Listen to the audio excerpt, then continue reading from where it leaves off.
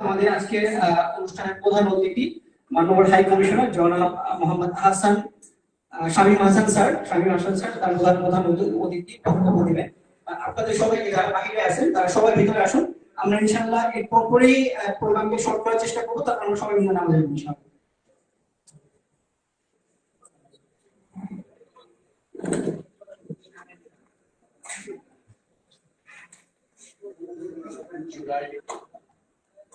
ছাত্র জনতা গণ অভ্যুত্থানের শহীদ এবং আহতদের স্মরণে জুলাই ঐক্য পরিষদ মালয়েশিয়া কর্তৃক আয়োজিত আজকের যে আলোচনা সভা, এই আলোচনা সভার সভাপতি এবং ঐক্য পরিষদের সমন্বয় নেতৃবৃন্দ, প্রবাসী বাংলাদেশি ভাই বোনেরা, আসসালামু আলাইকুম।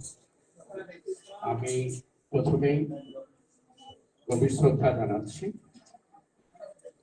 গভীর শোক প্রকাশ করছি 2024 সালের জুলাই আগস্টে গণ আন্দোলন, গণ অভ্যুত্থান, ছাত্র জনতার অভ্যুত্থানে যারা আত্মহত্যা দিয়েছেন, জীবন উৎসর্গ করেছেন এবং তাদের সবার আমি আপনার কামনা করছি এবং যারা আহত হয়েছে তাদের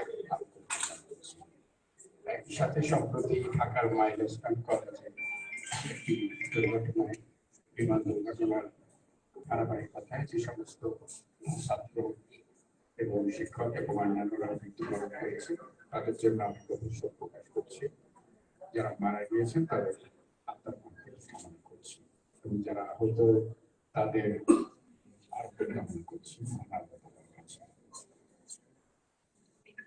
2024 সালের যে ছাত্র জনতার গণ অভ্যুত্থান এবং তার 1 বছর পূর্তি উপলক্ষে প্রবাসী মালয়েশিয়াতে আপনাদের যে আয়োজিত অনুষ্ঠান জুলাই ঐক্য পরিষদ, সেখানে আমি আজকে আমাকে আমন্ত্রণ জানানোর জন্য আমি আপনাদেরকে আয়োজকদের ধন্যবাদ জানাচ্ছি।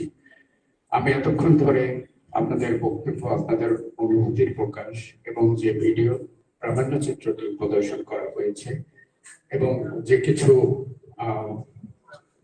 এখানে আছে ছবি প্রদর্শন করার একটি ব্যবস্থাও আছে, সবকিছু মিলে একটি যে আবহ আজকে আপনারা তৈরি করেছেন সেটি কিন্তু আমাদেরকে সেই জুলাই আগস্টের সেই বাস্তব অবস্থা, যে আন্দোলন এবং মানুষের যে প্রত্যাশা তার খুব কাছাকাছি নিয়ে এসেছে। আমরা জানেন, আমার খুব বেশি কিছু বলার নেই, আপনারা প্রবাসে অনেক ধরনের পেশার সাথে সংযুক্ত, তারপরেও বাংলাদেশকে নিয়ে ভাবেন। বাংলাদেশকে একটি আবেগের একটি বিষয়। বাংলাদেশ এর কথা যখন বলি, একজন বক্তা বলেছেন, যখন দেশের কথা বলি তখন কিন্তু আমাদের মনে আমরা আবেগে ভারাক্রান্ত হই। আমরা কিন্তু এই অনুভূতির জায়গাটি কিন্তু সবার জন্য প্রযোজ্য। তো আজকে আমরা যে আলোচনা সভায় যে কথাটি উঠে এসেছে সেটি হচ্ছে যে এই আন্দোলনটি কেন হয়েছিল, কেন মানুষ রক্ত দিয়েছিল।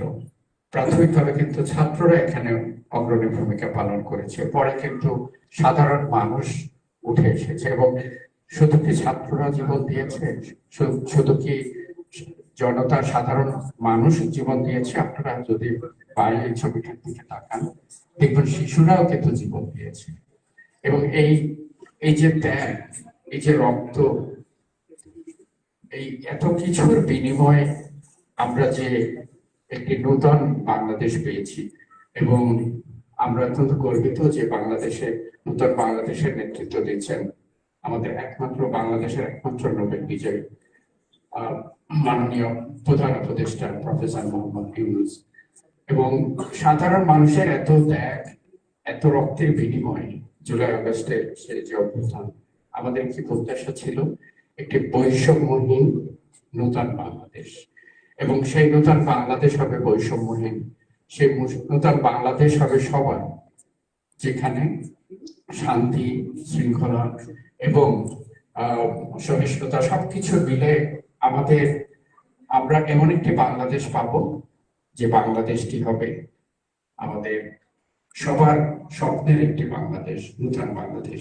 এবং আপনারা জেনে আনন্দিত হবেন, উৎসাহিত বোধ করবেন। অবশ্যই আপনারা জানেন সেটি হচ্ছে মাননীয় প্রধান উপদেষ্টার নেতৃত্বে বর্তমান সরকার যে যে স্বপ্ন, যে যারা জীবন দিয়েছেন, আন্দোলনের যে মুখ্য উদ্দেশ্য ছিল সেই লক্ষ্য বাস্তবায়নের লক্ষ্যে সংস্কার এবং সুশাসনের লক্ষ্যে অনেক উদ্যোগ নিয়েছেন এবং সেই ক্ষেত্রে সরকার সচেষ্ট আছেন এবং তারই ধারাবাহিকতায় একটি সুন্দর গ্রহণযোগ্য নির্বাচনের মধ্য দিয়ে বাংলাদেশ এগিয়ে যাবে।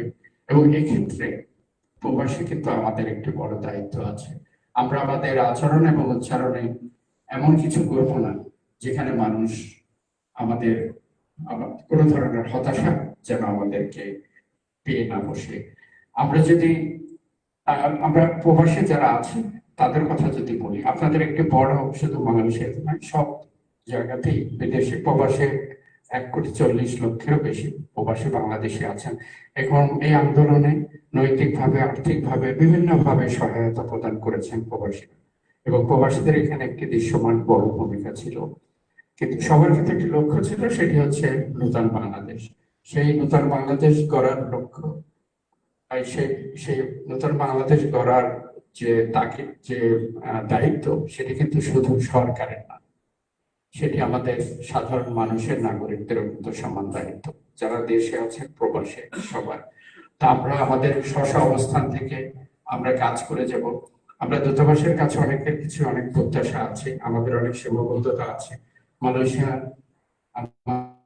বৃহত্তম উপস্থিতি সারা পৃথিবীতে, প্রায় 15 লক্ষ অথবা তার অধিক প্রবাসীর বসবাস। সঙ্গত কারণেই এটি একটি বড় কমিউনিটি এবং তাদের প্রত্যাশা, তাদের দাবি অনেক। সেক্ষেত্রে আমাদের অনেক সীমাবদ্ধতা আছে। আমরা এটুকু আশ্বস্ত থাকুন, মাননীয় প্রধান উপদেষ্টার নির্দেশনায় প্রবাসী বান্ধব সরকার দূতাবাস হিসাবে, হাই কমিশন হিসাবে আমরা আপনাদের প্রত্যাশা পূরণে আমরা সচেষ্ট আছি এবং থাকবো। আপনারা উৎসাহিত বোধ করবেন, জেনে খুশি হবেন যে আগামী মাসের মাঝামাঝি কোন এক সময় মাননীয় প্রধান উপদেষ্টা মালয়েশিয়া সফর করবেন এবং এটি আমাদের গর্ব করার বিষয়, ভালো লাগার বিষয়, যেহেতু আমরা মালয়েশিয়াতে আছি। সেটি হচ্ছে, আপনারা জানেন, প্রধান উপদেষ্টা প্রফেসর ডক্টর মোহাম্মদ ইউনূস দায়িত্ব গ্রহণের পরে মালয়েশিয়ার প্রধানমন্ত্রী হচ্ছেন প্রথম সরকার প্রধান যিনি বাংলাদেশ সফর করেছেন। এটি কিন্তু আমাদের দ্বিপাক্ষিক সম্পর্কের একটি, আমরা যে কত মালয়েশিয়ার সাথে আমাদের সম্পর্ক কত যে আন্তরিক, হৃদ্যতাপূর্ণ, সেটি কিন্তু তারই ইঙ্গিত বহন করে। আমরা আশা করছি তার সফরের মধ্যে দিয়ে আসন্ন যে সফর আগামী মাসে দুদেশের সম্পর্কে একটি নতুন উচ্চতায় যাবে এবং আমরা বেশ কয়েকটি গুরুত্বপূর্ণ চুক্তি, সমঝোতা স্মারক স্বাক্ষরিত হবে এবং আমাদের দুদেশের সম্পর্ক আরো ঘনিষ্ঠতর হবে। এবং প্রবাসীদের কল্যাণের বিষয়টি আমাদের বিবেচনা আছে, বর্তমান সরকারের বিবেচনা আছে। আপনাদের পাসপোর্ট সহ অনেক বিষয় আমি জানি আপনাদের অনেক ধরনের সমস্যার সম্মুখীন হতে হয়। আমি এতটুকু আশ্বস্ত করতে চাই, আমরা বিষয়গুলো আমাদের কাছে একটি প্রায়োরিটি ইস্যু এবং এক্ষেত্রে we always remain proactively engaged। আপনাদের একটি বড় দাবি ছিল মাল্টিপল ইন্টেলিজেন্স। এটি আমরা খুব কূটনৈতিক প্রচেষ্টার মধ্যে দিয়ে আমরা লেগে থেকেছি, এটার জন্য অনেক কষ্ট করতে হয়েছে এবং আপনাদেরও সেখানে সাপোর্ট ছিল, আমরা এটা সফল হয়েছি। এবং আরো অনেক বিষয় আছে, যেমন যারা এখানে পড়াশোনা করেন, চীনের পরে বাংলাদেশি ছাত্রের সংখ্যা এই দেশে সবচেয়ে বেশি, প্রায় 7,000-এর মতো। অবশ্য যারা ছাত্র হিসেবে এসে আপনারা কাজ করেন সেই সংখ্যাটি আমি বলছি না। তো আমরা গ্রাজুয়েট পাচ্ছি, আপনারা আমার চেয়ে ভালো জানেন, এটি আমরা পাচ্ছি না। এই গ্রুপ ক্যাটাগরিতে, ওই গ্রুপে আমরা নেই, এটি যেন একটি অন্তর্ভুক্ত হয়, সেটি আমার একটি বড় প্রায়োরিটি। আরো অনেক বিষয় আছে, সেটি হয়তো সংক্ষেপে বলা যাবে না, আমাদের সময় হয়েছে। আমি আপনাদেরকে আমি এক্ষেত্রে বলতে চাই যে জুলাইয়ের যে চেতনা, আমাদের ভাইয়েরা বোনেরা যে জীবন দিয়েছেন, শিশুরা যে জীবন দিয়েছে, সেই যে বৈষম্যহীন বাংলাদেশ, নূতন বাংলাদেশ, সেই বাংলাদেশ গড়ার লক্ষ্যে আমরা সবাই কাজ করে যাব।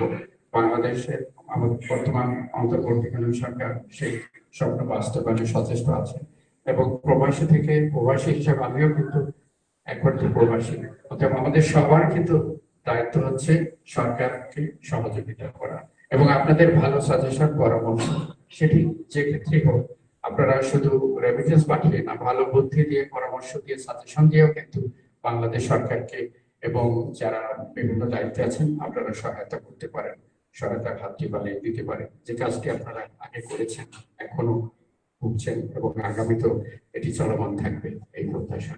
আমি আপনাদের এই অনুষ্ঠানের সফল সফলতা কামনা করছি এবং once again I sincerely thank the organizers for inviting me এবং আপনারা আপনাদের অনুষ্ঠান সফল হোক এই প্রত্যাশা করছি। সবাইকে অসংখ্য ধন্যবাদ। আসসালামু আলাইকুম।